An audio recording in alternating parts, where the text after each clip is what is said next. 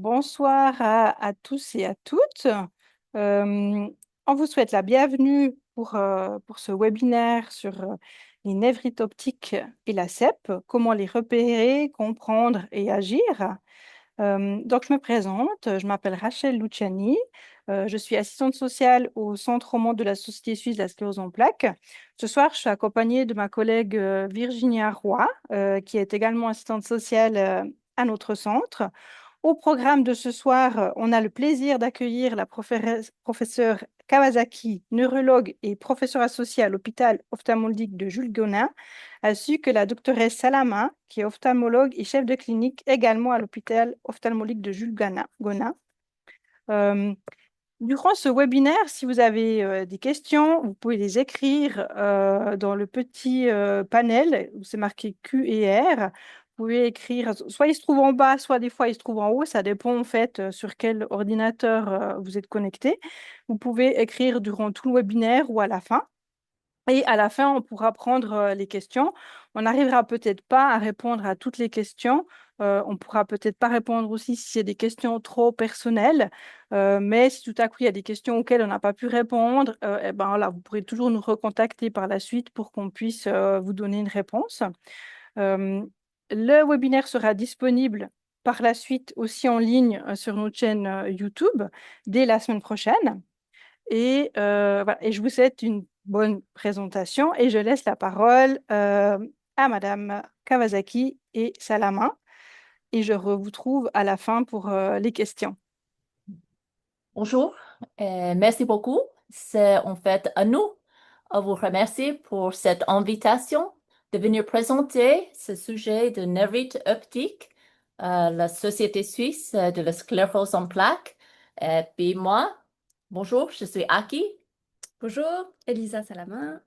Et puis avec Elisa, on travaille à l'hôpital ophtalmique et puis c'est vrai tous les jours.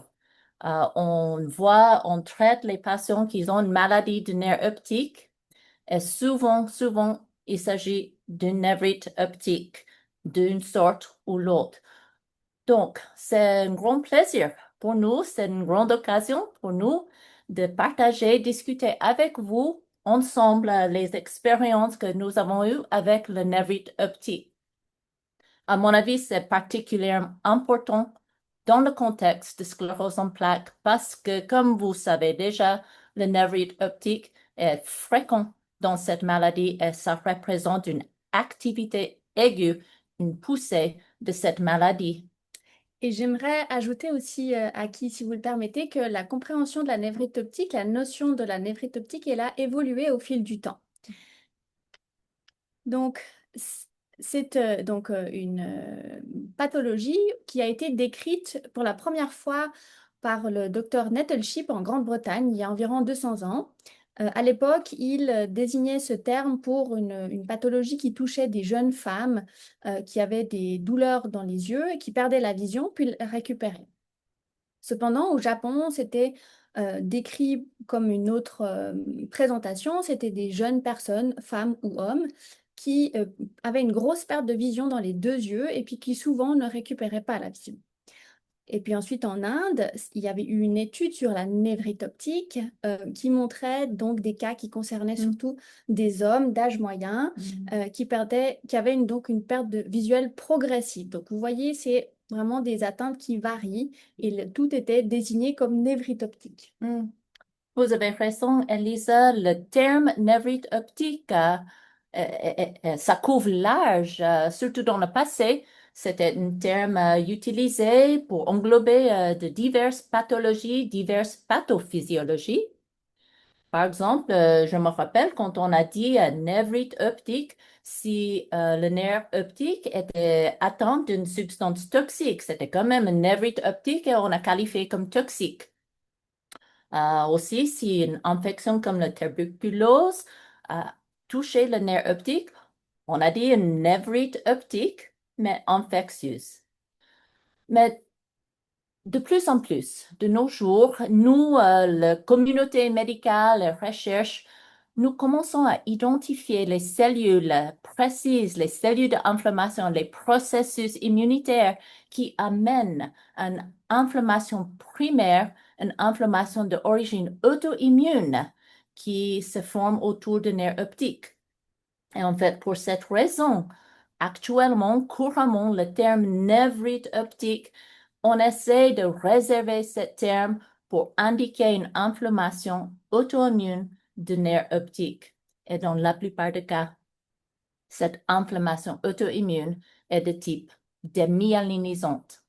Donc, Elisa, peut-être vous pouvez nous expliquer ou décrire un peu brièvement l'anatomie du nerf optique et en fait, c'est quoi la myéline? Alors, donc effectivement, avant de parler de névrite optique, il est important de comprendre ce qu'est le nerf optique, de voir un petit peu son anatomie et puis de voir quel est son rôle. Donc, le nerf optique est en fait une extension du cerveau. Donc, l'œil et le nerf optique sont une extension du cerveau. Pendant le développement de l'embryon, donc d'un bébé, l'œil et le nerf optique, ils viennent de la même structure que le cerveau et la moelle épinière. Et donc, on peut imaginer le nerf optique comme un gros câble qui relie l'œil au cerveau. Il transporte les informations visuelles de la rétine, qui est le tissu nerveux qui tapisse le fond de l'œil, que vous voyez ici en orange. Et puis, il envoie les informations visuelles au niveau du cerveau qui va donc s'occuper d'intégrer ces informations sous forme d'images. Si on prend donc une image du fond de l'œil, le nerf optique est en fait un ensemble de fibres nerveuses qui provient de la rétine. Donc ces fibres nerveuses, elles sont organisées sous forme circulaire, comme vous le voyez ici en noir, et puis elles convergent au point de sortie au fond de l'œil. Et puis, c'est ce groupement de fibres qui est visible donc au fond de l'œil, qui converge au fond de l'œil, qui est ce qu'on appelle la papille. Et c'est ce que l'on voit en tant qu'ophtalmologue quand on regarde le fond de l'œil. C'est cette structure ici, ce regroupement de fibres qu'on appelle la papille que l'on voit.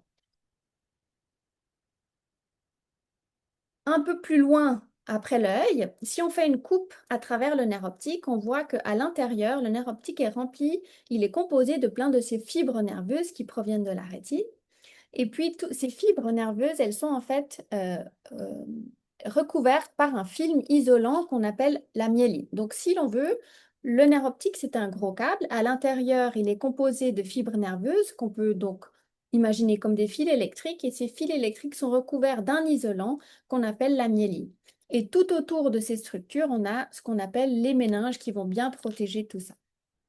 Si l'on revient sur la myéline, donc comme on a dit, c'est un film protecteur isolant qui entoure les fibres nerveuses. C'est une couche de graisse qui est formée par des cellules spécialisées et qui permet au passage nerveux de circuler de manière rapide et efficace. Ça, c'est particulièrement important parce que dans la sclérose en plaques, le système immunitaire, il attaque et il détruit la myéline. C'est un processus qu'on appelle donc démyélinisation. Donc, ce film protecteur isolant, il est donc atteint et donc le signal, il passe moins bien, plus lentement et la fibre nerveuse, comme vous le voyez ici, elle est exposée et peut être également abîmée. Donc, si l'on reprend un petit peu le schéma des voies visuelles, donc après avoir passé de la rétine au nerf optique, les informations vont ensuite traverser le chiasma optique, qui est en fait comme un croisement au centre du cerveau, qui permet un échange d'informations visuelles entre les deux yeux et puis qui va permettre donc notamment la vision binoculaire et la perception de l'espace. Ensuite, ça voyage jusqu'au cortex visuel où là, les informations sont intégrées et c'est comme ça que l'on perçoit sous forme d'image. Et donc là, le nerf optique, c'est vraiment cette portion entre l'œil, la rétine et le chiasma. D'accord? On peut diviser entre deux parties. C'est la partie intraoculaire, la papille, et la partie qu'on peut appeler rétrooculaire ou rétrobulbaire. D'accord? Voilà. La névrite. Donc la névrite, tout terme it désigne en fait une inflammation. Donc par exemple, une conjonctivite désigne l'inflammation de la conjonctive.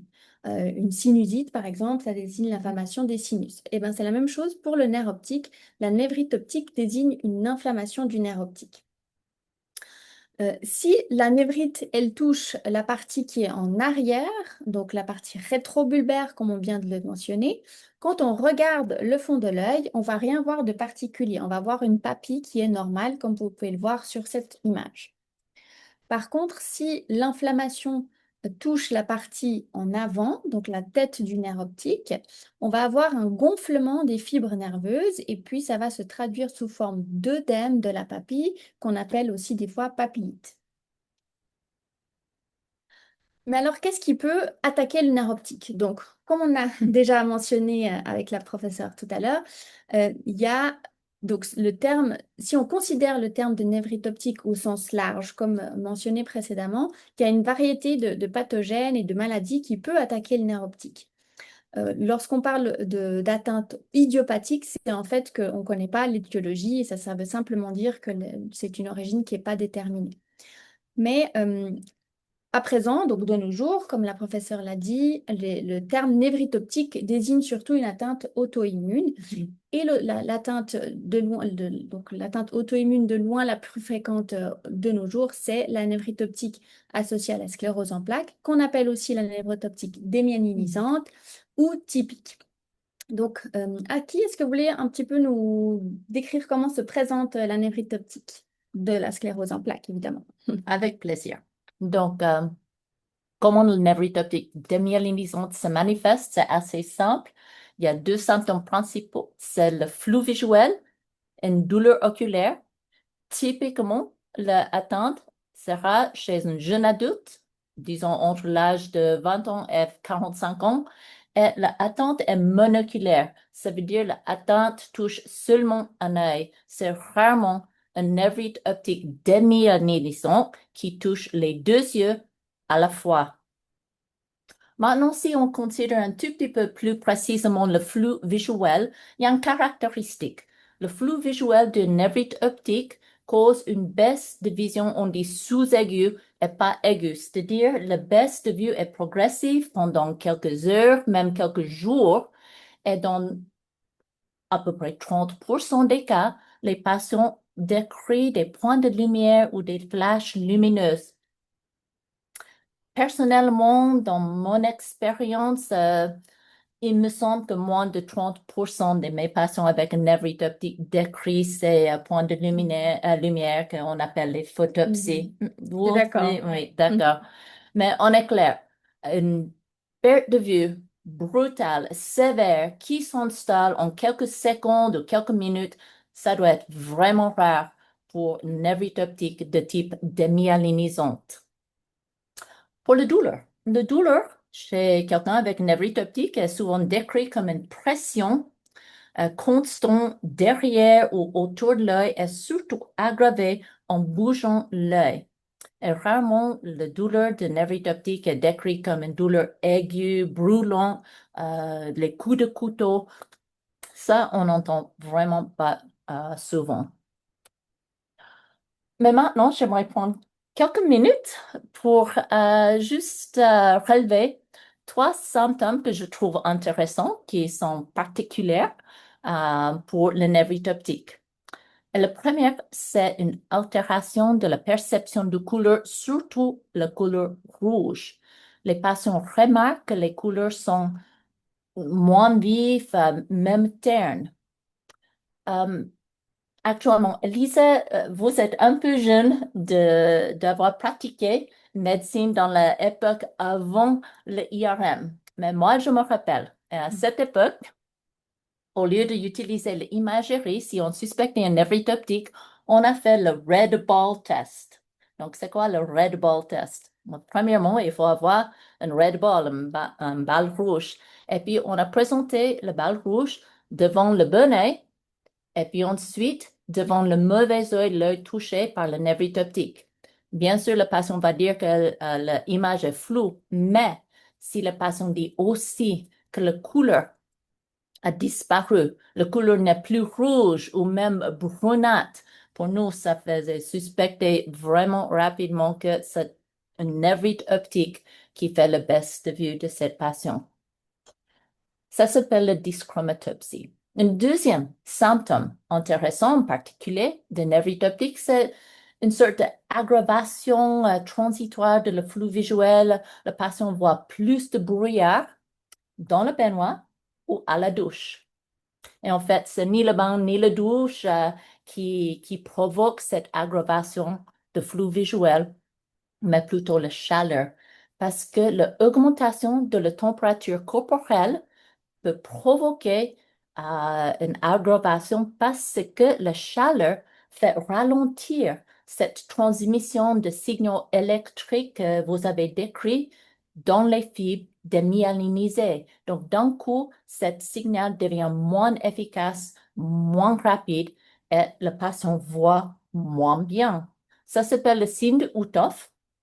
En plus, dans le bain ou à la douche, ça peut aussi arriver si on pratique fort un sport et on devient tout chaud ou si on est atteint d'une fièvre. Mais encore, c'est l'augmentation de la température corporelle. Et le troisième symptôme euh, spécial pour le névrite optique, c'est une étrange perception, disons, de voir en stéréoscopie ou en 3D un objet qui en fait bouge sur une ligne droite, par exemple un pendule. Donc le pendule bouge dans une ligne droite, mais pour le patient atteint d'une névrite optique, le patient va percevoir le pendule en trajectoire ellipsoïde. Ok, c'est étrange, mais dans la vie quotidienne, imaginons que ça peut être un peu perturbant, par exemple sur la route ou sur l'autoroute où les lignes sont tout droites, les voitures sont censées être tout droites et on voit un tout petit peu en stéréoscopie tout. Donc voilà les trois symptômes spéciaux particuliers de névrite optique. Donc si je résume la situation, le profil classique de la névrite optique démyélinisante est une jeune adulte qui présente un flou visuel et dans le même œil, c'est accompagné d'une douleur. Et les symptômes, on aimerait aussi essayer d'évoquer une dyschromatopsie, le signe de Uthoff dont on a parlé et le phénomène de Pufrich. Et dans l'ensemble, ça va faire évoquer une névrite optique.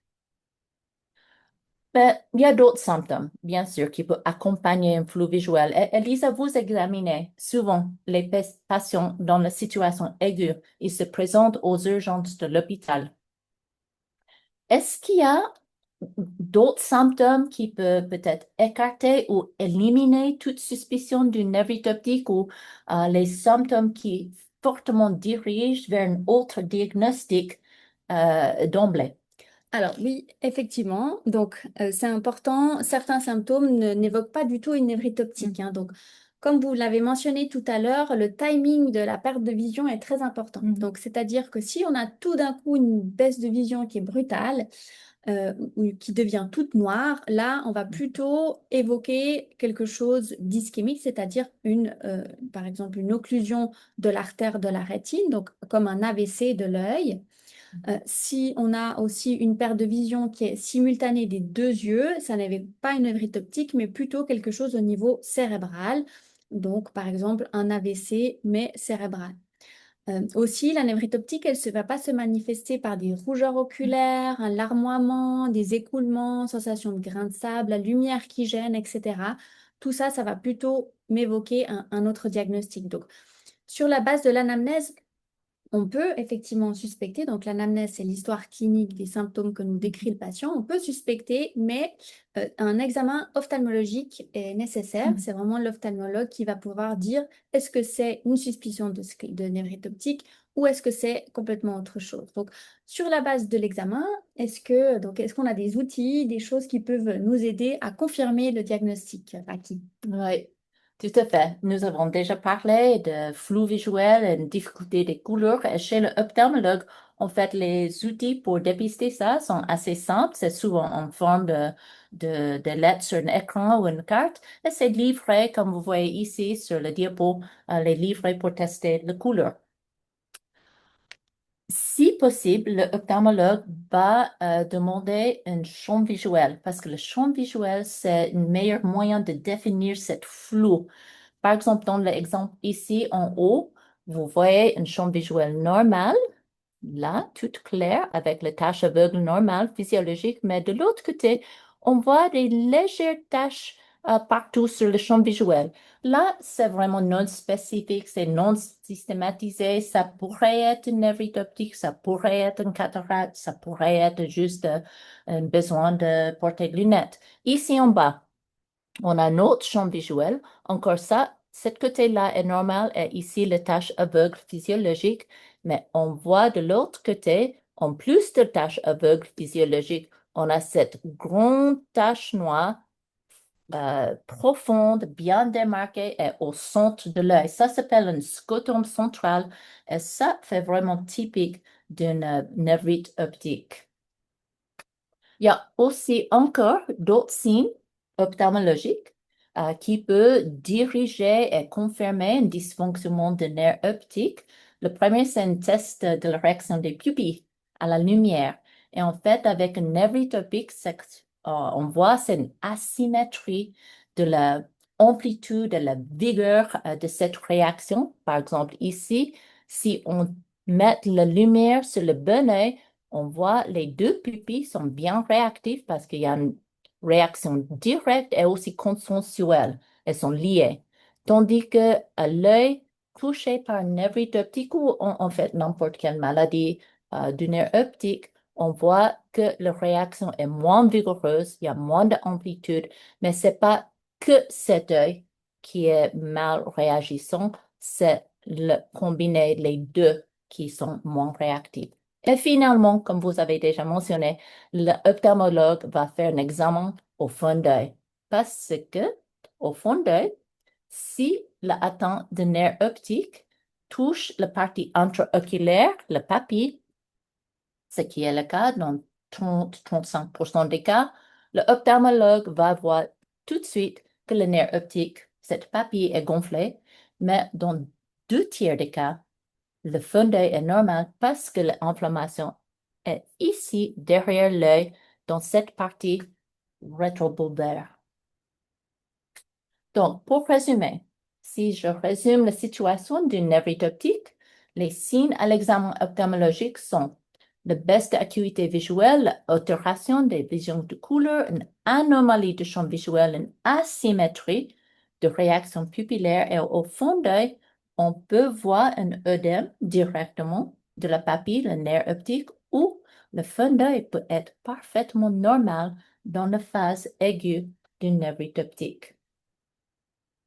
Et maintenant, imaginons qu'on confirme avec l'examen ophtalmologique une névrite optique. Et le diagnostic semble assez clair. Elisa, en ce moment-là, est-ce qu'il y a vraiment encore d'autres choses, d'autres investigations à faire? Et si oui, pourquoi? Qu'est-ce que vous cherchez?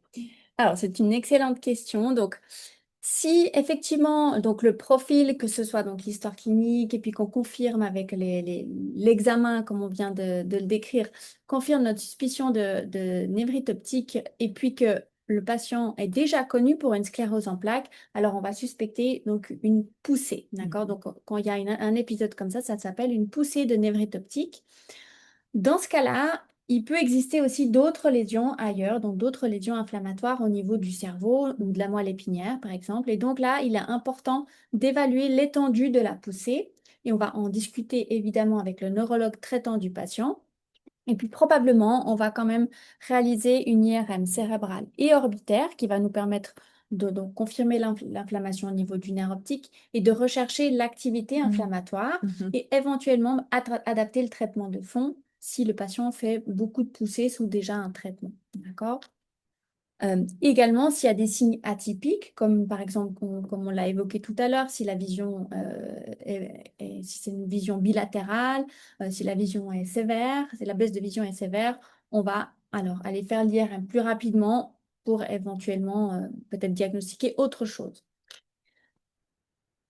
Si par contre il s'agit d'un premier épisode, donc on suspecte une première poussée de sclérose en plaques chez une personne qui n'est pas connue pour une sclérose en plaques, alors là, évidemment, on va faire donc une IRM orbitaire qui va permettre de confirmer l'inflammation du nerf optique, mais aussi cérébrale pour rechercher d'autres lésions inflammatoires qui sont compatibles avec la sclérose en plaques. Sur l'IRM cérébral, comment se manifeste? Donc, une inflammation du nerf optique. Donc, vous pouvez le voir ici sur la première image, la flèche blanche au niveau du nerf optique droit. On voit en fait un hypersignal, c'est-à-dire que le nerf optique apparaît un peu plus blanchâtre par rapport au reste du nerf optique. Il y a une zone un peu plus blanchâtre et également par rapport à l'autre nerf optique. Au niveau cérébral, ça va se manifester comme des taches blanches, comme on le voit ici avec ces flèches rouges.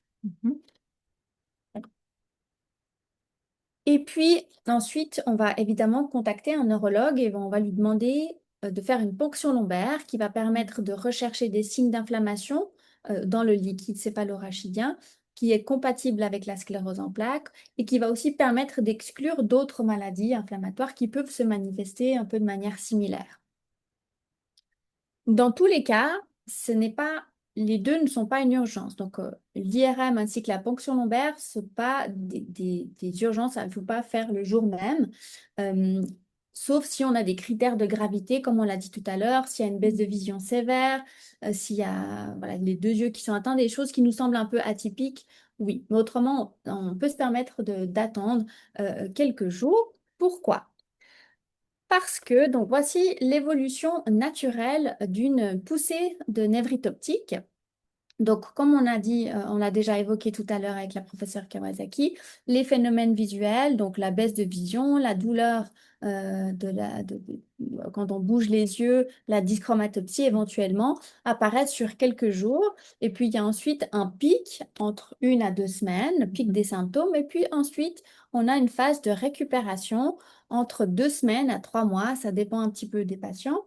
Et puis, finalement, on peut avoir une récupération complète ou quasiment complète entre 3 à 12 mois. Tout ça, ça me semble de très bonnes nouvelles, Elisa, pour l'évolution naturelle, spontanée d'une névrite optique. Mais je me demande si j'avais une névrite optique, au bout d'un moment, le pic des symptômes ou même en train de récupérer, est-ce qu'il y a des choses que je dois éviter? Par exemple, est-ce que je dois éviter à conduire? Est-ce que je dois arrêter à pratiquer des sports? Ou si j'avais des vacances avec une névrite optique, est-ce que je peux prendre l'avion? Alors, ce sont des excellentes questions. Donc, heureusement, on a deux yeux. Donc, même s'il y a un œil qui est atteint d'une névrite optique, si on cache effectivement le bon œil, vous allez voir trouble. Mais en ayant les deux yeux, en ayant l'autre œil qui a une bonne vision, ça va permettre en fait de compenser cette vision. Et puis, vous n'allez pas vraiment être atteint dans les activités de la vie quotidienne, y compris pour la conduite. Également pour le voyage en avion, il n'y a pas de contre-indication à prendre un avion quand on a une névrite optique. Et pour le sport également, il n'y a pas de contre-indication. À noter par contre que, comme la professeure l'a mentionné avec le phénomène de Hutto, si vous faites un exercice très intense, ça peut faire monter la température du corps et donc les symptômes peuvent s'empirer transitoirement. Donc là, il faut attendre que les pulsations descendent, que la température descende pour que la vision récupère aussi. Donc, comme on l'a vu, il y a en général donc une récupération visuelle naturelle avec le temps. Mais si vous avez un travail qui nécessite une bonne vision des deux yeux, tel qu'un chauffeur par exemple de car ou bien un pilote d'avion, euh, c'est possible pour accélérer la récupération visuelle, on donne un traitement de corticoïdes par la veine. On va également donner ce traitement s'il y a des signes atypiques, comme on l'a déjà mentionné, donc une baisse de vision sévère par exemple. Et puis, dans les autres cas qui ne nécessitent pas une récupération rapide, on ne va pas forcément donner de traitement. Parce que, comme on l'a vu, donc, il y a une récupération naturelle avec le temps. Attention, le fait de donner de la cortisone par la veine, ça va accélérer la récupération visuelle. Donc, on va avoir cette courbe qui est plus courte. Mais par contre, ça n'améliore pas le pronostic visuel à long terme. Donc, au final, la vision sera la même avec ou sans traitement. Et puis, donc, même si la vision récupère après une poussée de névrite optique, on peut, lorsqu'on fait un examen neuro-ophtalmologique approfondi, retrouver quelques séquelles. Parce que même si la myéline qui a été endommagée, elle peut se régénérer et permettre une récupération de la fonction du nerf optique, il peut y avoir que certaines fibres nerveuses soient tout de même endommagées et puis meurent. Et donc, on peut observer quelques séquelles, parfois comme une altération discrète de la vision des couleurs, ou bien une difficulté, par exemple, quand vous êtes le matin en train de conduire et puis qu'il y a du brouillard. Donc ça, c'est une difficulté à cause de la vision des contrastes qui est moins bonne. Et puis, donc ça, c'est des choses qu'on va retrouver également à l'examen ophtalmologique quand on fait ces tests. On peut aussi maintenant de nos jours tester, regarder en fait l'anatomie du nerf optique avec ce qu'on appelle un OCT, qui est en fait comme un scanner du nerf optique. Et là, on va pouvoir en fait mesurer l'épaisseur des fibres. Ici, par exemple, sur l'image de droite, on a un nerf optique qui est normal. Dans le vert, ça veut dire qu'il y a plein de fibres, il est bien bombé. Et puis, par contre, à gauche, on voit que c'est dans le rouge, donc ça veut dire qu'il y a des fibres qui sont mortes et puis qui donc sont le nerf optique étouffant. C'est très intéressant. Vous savez, dans le système nerveux central, en total, nous avons à peu près 7 trillions de fibres nerveuses. Le nerf optique en elle-même composé de 1 million de fibres. Donc, il y a une marge de fibres. Mais attention avec chaque poussée, comme a mentionné Elisa, même si la récupération clinique est excellente, il y aura souvent une perte permanente de quelques fibres. Comme vous voyez ici, sur cette image, on a un groupement de fibres normales et puis après une atteinte par la sclérose en plaques, on a perdu quelques fibres. Et pour cette raison, un traitement pour arrêter, diminuer le nombre des poussées est très important et c'est pour éviter la perte cumulative de ces fibres nerveuses. Et puis, à qui l'audience se demande peut-être pourquoi est-ce que le nerf optique, il est plus atteint qu'un autre nerf, par exemple le nerf qui s'occupe, le nerf facial, par exemple. Eh bien, de ces 7 trillions de fibres nerveuses, comme on a discuté, du cerveau, il y en a qui émergent sous forme de paires crâniennes. Il y en a 12 qui émergent sous forme de paires crâniennes. Et puis, 31 paires qui émergent comme des nerfs spinaux, qu'on le voit ici sur les images. Et donc, parmi les 12 paires crâniennes, il y a donc le nerf optique. Donc, pourquoi est-ce que parmi ces 43 paires de nerfs majeurs, est-ce que le nerf optique il est plus souvent atteint dans la sclérose en plaques? Eh bien, parce que, comme j'ai déjà mentionné plus tôt, le nerf optique et l'œil proviennent du même tissu, en fait, de la même origine embryologique que le cerveau et la moelle épinière.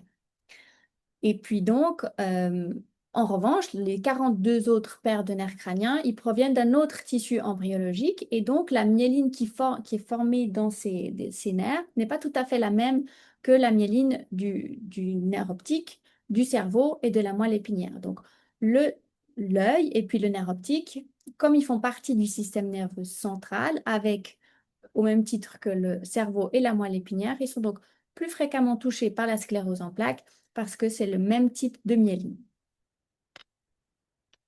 Ouais, merci beaucoup pour cette information, Lisa. Et puis, je pense que nous arrivons à la fin de notre présentation sur le nerf optique dans le contexte de sclérose en plaques.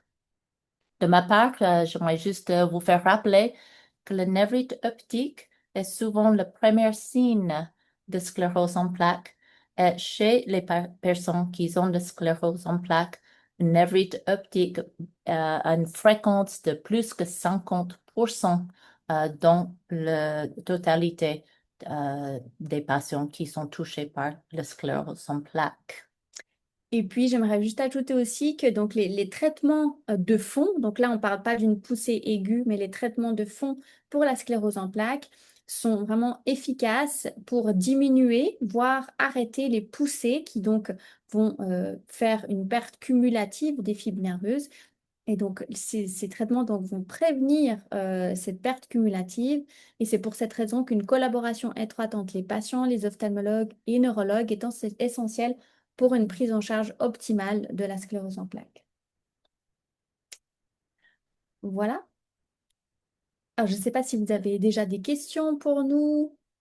Sinon, on a 4 petites vignettes qu'on peut vous présenter pour juste pour encore illustrer la différence de présentation d'une flux visuel. Euh, Et pour voir si vous avez été attentif à notre à notre présentation. Alors, peut-être qu'on peut aller, on peut faire quelques cas. D'accord, Alors, donc, je vous laisse commencer. très bien. Donc, le premier cas, il s'agit d'une femme de 32 ans qui présente une douleur intense à l'œil droit qui est apparue au réveil. Elle décrit comme une sensation de sable dans l'œil et puis la lumière la gêne beaucoup, elle larmoie beaucoup et puis la vision est aussi légèrement trouble, mais quand elle garde l'œil fermé, ça s'améliore au niveau des douleurs et puis de la vision trouble. D'accord. Donc, on va 4 présentations et puis à vous à décider quel patient, 1, 2, 3 ou 4, a le névrite optique, est suspect pour le névrite optique. Donc, on a numéro 2, on a un homme de 65 ans qui présente un épisode soudain, une perte brutale de vision complète de l'œil droit.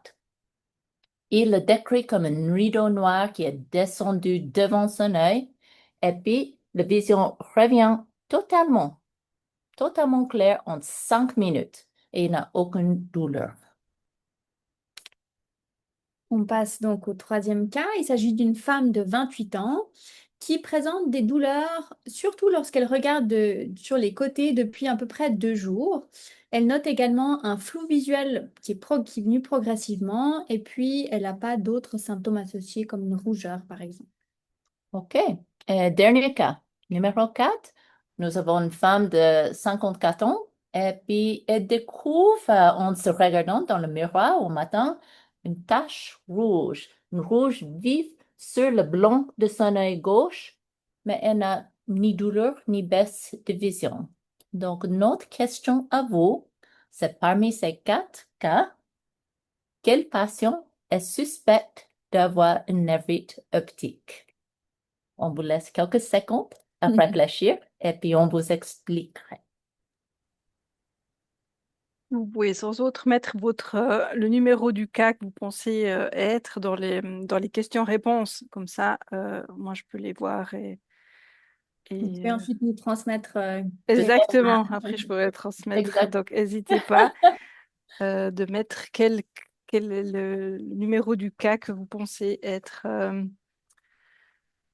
une névrite optique. Alors, je vois qu'il y a des gens qui répondent. On Bien. va laisser encore un petit peu, quelques minutes pour ceux qui veulent encore essayer. N'hésitez pas non aussi à marquer les questions que vous avez aussi par rapport à la présentation. Donc là, j'ai plusieurs réponses. Tous Mhm. ont dit la même. Tous Oh, D'accord. oh, ont mis le cas numéro 3. d'accord. Très bien. Vous avez été Oui, très oui. attentif. Bravo. Et nous écoutez. OK. Donc, Donc, effectivement. voilà. Donc, c'était effectivement le cas numéro 3. Donc, voilà, donc elle présente les caractéristiques à l'anamnèse, donc à son histoire classique d'une névrite optique, hein, vous êtes d'accord? D'accord, oui. Une jeune femme qui présente des douleurs lorsqu'elle regarde sur les côtés, notamment depuis 2 jours, et puis un flou visuel qui est associé. Il n'y a pas d'autres symptômes. Puis, allez-y. Pour le premier cas, donc femme de 32 ans, ça pourrait corréler. Par contre, ce qui ne joue pas avec le tableau, c'est cette douleur intense. Donc, on a dit la névrite optique, elle fait pas ces douleurs vraiment très vives. La sensation de grain de sable, la lumière qui gêne beaucoup, ainsi que le larmoiement, ça colle pas non plus avec le tableau typique de la névrite optique. Par contre, la vision brouillée, ça pourrait. Mais dans ce cas-là, c'était une dame qui avait donc une érosion de cornée, donc c'est-à-dire comme une griffure de la partie superficielle de l'œil. Pour notre homme qui présente un épisode soudain, c'est le mot soudain, brutal, rapide, tout ça. qui fait penser d'autres choses, des choses qui peuvent arriver en quelques secondes. Puisqu'il a décrit une rideau noir qui a complètement tombé après quelques minutes, on pense plutôt sur un problème vasculaire. Dans ce cas, c'était une occlusion heureusement temporaire de l'artère de la rétine qu'on appelle une hémorragie fugace. Et l'autre signe ou l'autre suspicion que c'est pas le nerf optique qui était touché si transitoirement, il n'y avait pas de douleur. Non, pas de douleur. Et puis finalement, le dernier cas, donc une femme de 54 ans, donc déjà l'âge, c'est un tout petit peu voilà, atypique, un peu plus élevé. Et puis là, elle voit en regardant dans le miroir, donc en fait, elle ne ressent ni de douleur, ni de baisse de vision. Et puis cette rougeur, c'est pas du tout typique de la sclérose en plaques, de la névrite optique, pardon. Là, dans ce cas-là, il s'agissait d'une hémorragie sous-conjonctivale, c'est-à-dire en fait une petite hémorragie sur le blanc de l'œil qui souvent vient quand on fait un pic de tension artérielle. Voilà. Donc, bravo, vous avez bien été attentif. Donc j'arrête le partage de mon écran et puis on va répondre à vos questions. Alors, merci beaucoup pour cette présentation qui était très intéressante et très complète. Donc, n'hésitez pas à marquer vos questions. Comme ça, on pourra prendre au fur et à mesure. Moi, j'en avais une. Vous disiez hein, qu'il y a une évolution naturelle par rapport à quand il y a une crise de névrite et que le diagramme que vous montrez où il y a une récupération. Mhm. Euh, Après, est-ce qu'il y a des moyens de voir le pronostic visuel à plus long terme? Parce que vous parliez aussi des séquelles. À quel moment on peut voir ou on peut faire des examens pour voir quelles sont les séquelles qui vont rester ou est-ce qu'il y a encore une récupération possible? Est-ce que, il y a des éléments... C'est une bonne question.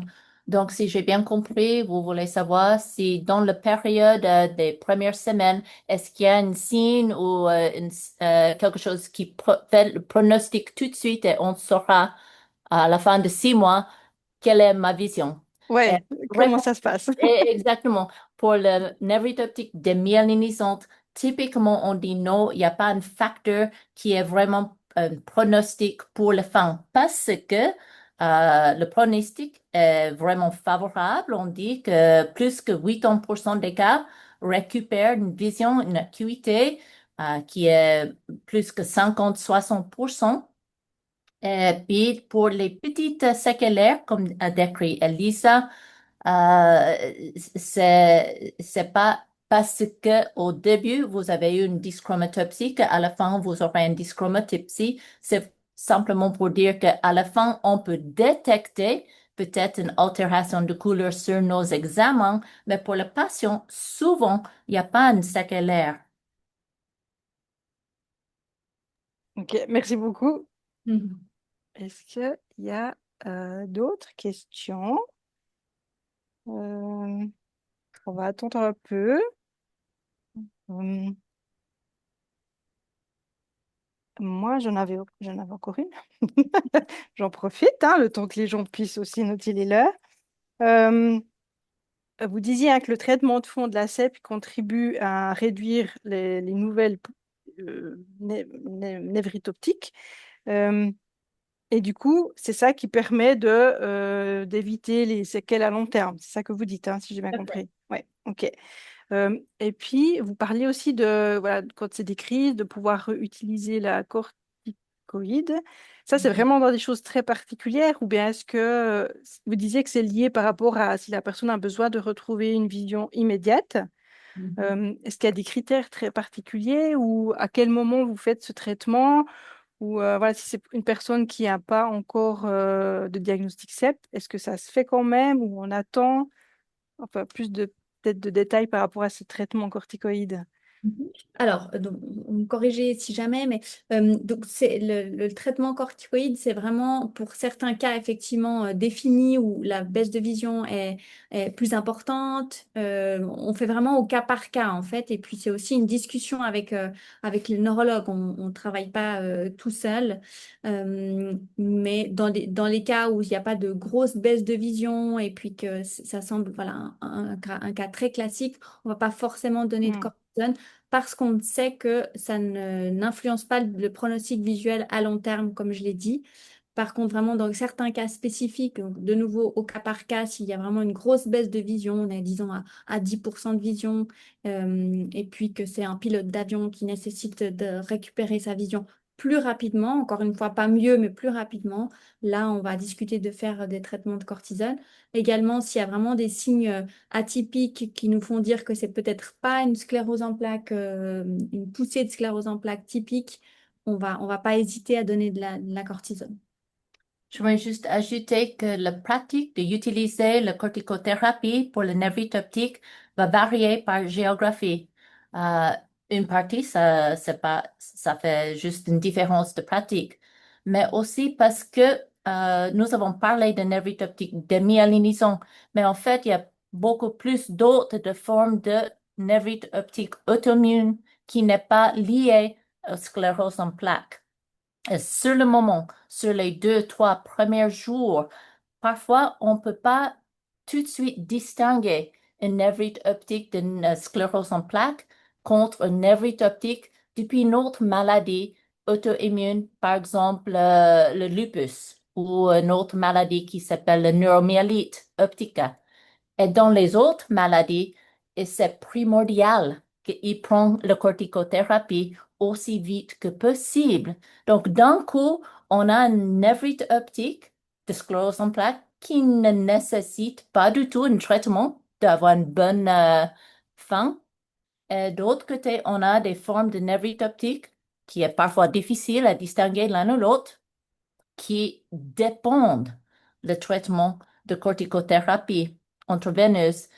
Et quand on n'est pas sûr, comme j'avais mentionné, ça dépend de la région. Il y a certains pays, certaines régions qui sont assez agressives. Et quoi que soit la sorte de névrite optique, ils vont tout de suite l'adresser avec la corticothérapie. Ici, notre pratique, c'est d'essayer d'attendre, d'éviter un tel traitement si possible. Et puis, je vais juste encore aussi ajouter que Oui.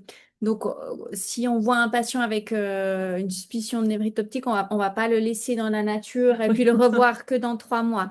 On va justement suivre bien ce schéma. Donc, au début, on va le suivre voilà, de manière rapprochée. On va s'attendre à ce que ça se péjore les premiers jours, comme on a dit la première semaine.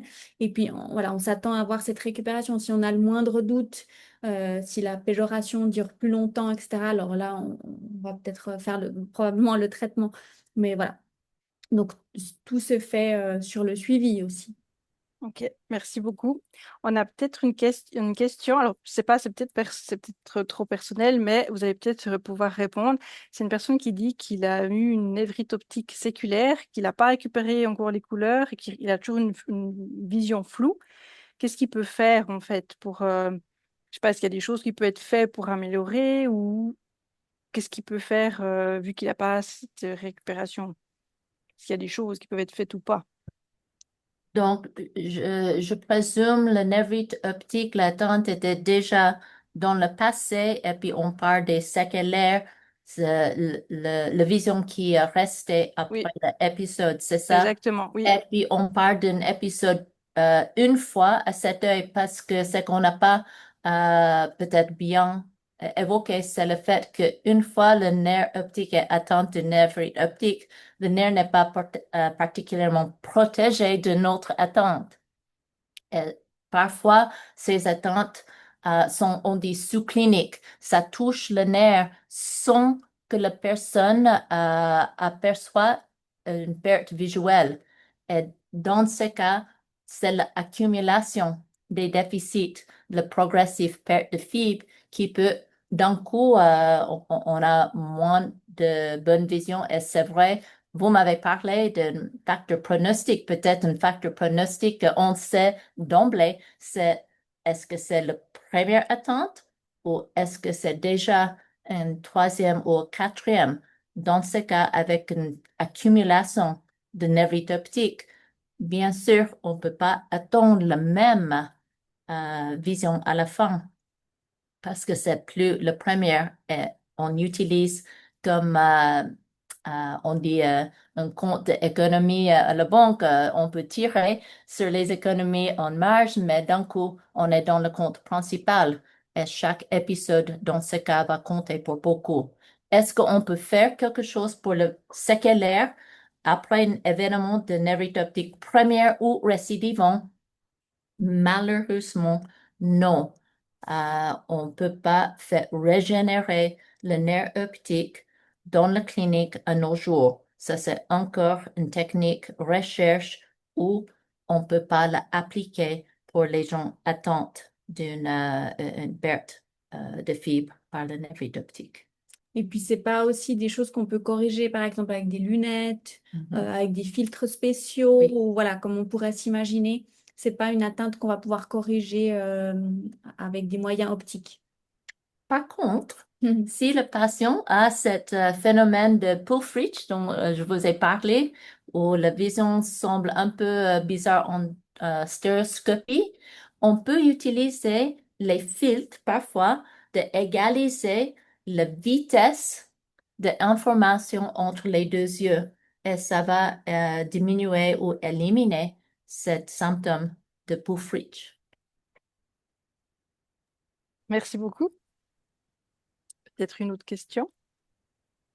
Oui, alors on a une autre question. Il y a quelques années, on parlait d'une neuromyélite du nerf optique qui était prise en charge différemment de la sclérose. Certains patients présentaient des marqueurs spéciaux dans les examens, environ 60%, et la personne se demande quelle est la différence avec la névrite optique et la sclérose. Oui, très bonne question. Alors, c'est tout un autre sujet. Donc, c'est une maladie qui peut aussi atteindre donc les nerfs optiques, le cerveau et la moelle épinière. En général, donc ça peut faire des atteintes des deux nerfs optiques. Donc, typiquement, quand on parlait d'atteinte simultanée des deux yeux, on va penser à ça. Ça fait les lésions un peu plus étendues, que ce soit voilà, quand on regarde l'IRM au niveau des nerfs optiques ou de la moelle épinière. Après, voilà, je ne sais pas si on peut rentrer dans les détails, mais... Encore étant un peu plus âgée que Elisa, je me rappelle l'époque où le neuromyélite optique, aussi connu comme le syndrome de Devich, était pensé d'être une sous-type de sclérose en plaques. Mais dans les années 80 ou 90, la clinique Mayo aux États-Unis ont identifié les auto-anticorps spécifiques qui fait le diagnostic clair d'une névrite optique, de neuromyélite optique qui est différente de la sclérose en plaques. En sclérose en plaques, anticorps vraiment désignés pour faire le diagnostic. En neuromyélite optique, on a des auto-anticorps qui s'appellent les anticorps aquaporin 4. Si on a ces auto-anticorps, ça c'est toute autre chose, ça s'appelle la maladie neuromyélite parce que ça pourrait ressembler à la sclérose en plaques. Dans le passé, c'était confondu, mais ces patients ont un prognostic absolument différent. Leur forme de névrite optique a beaucoup de peine à se récupérer. Et merci beaucoup pour ces précisions. Et puis, on a encore une question où une personne demande si c'est possible, alors voilà, à 40 ans, d'avoir une névrite optique et une la cataracte. Est-ce que c'est des choses qui sont... est-ce que c'est en même temps? Enfin, est-ce qu'on peut... Alors, donc la cataracte, c'est une toute autre pathologie, hein. Donc, la cataracte, c'est la lentille qu'on a dans l'œil qui devient opaque avec les années. Donc, les deux ne sont pas du tout liés. Donc, vraiment, la névrite optique, c'est vraiment l'inflammation du nerf optique. Donc, au fond de l'œil, c'est une atteinte des myélines, comme on l'a dit. La cataracte, c'est vraiment quelque chose qui vient avec l'âge. Après, il peut y avoir certaines personnes, souvent c'est héréditaire, on peut avoir certaines personnes qui ont la cataracte plus tôt, ce qu'on appelle la cataracte précoce. Donc, c'est plutôt un hasard qu'il y ait les deux. Voilà, chez cette personne, c'est pas du tout lié l'un avec l'autre. Je peux imaginer un lien indirect. Avec la Si cortisone. le patient a été traité avec la corticothérapie ou le patient avec le névrite optique a été traité avec la corticothérapie, les corticostéroïdes en elles-mêmes peuvent induire une forme de cataracte. Donc, encore, c'est pas la même pathologie qui a causé le névrite optique et qui a causé la cataracte, mais dans la même personne, peut-être les deux se coexistent à cause le lien étant la corticothérapie. La corticothérapie pour traiter le névrite optique, la corticothérapie qui a induit une cataracte, malheureusement. Merci. On peut peut-être prendre encore une question. Euh, Alors, il y a quelqu'un qui se demande s'il y a un lien entre un nystagmus et la névrite optique. Je laisse répondre. Je laisse répondre. Dans le névrite optique en elle-même, l'attente est sur le nerf optique et le nerf optique n'est pas un nerf, disons, motrice. Donc, en principe, non.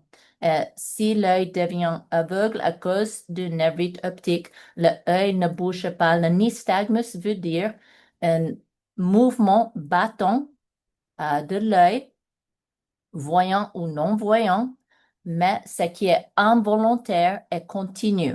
Ça s'appelle un nystagmus. Un nystagmus est une maladie, un symptôme moteur de l'œil qui n'a rien à faire avec la vision. Et puis, en fait, peut être un autre symptôme de la sclérose en plaques. Le seul exception, je peux dire, sera les enfants qui sont nés sans vision, qui sont nés avec une très mauvaise vision.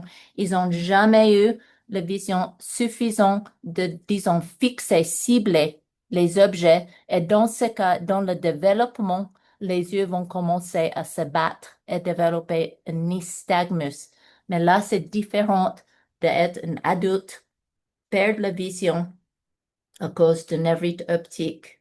Dans ce cas, non, un nystagmus ne va pas se développer. Alors, pour Merci.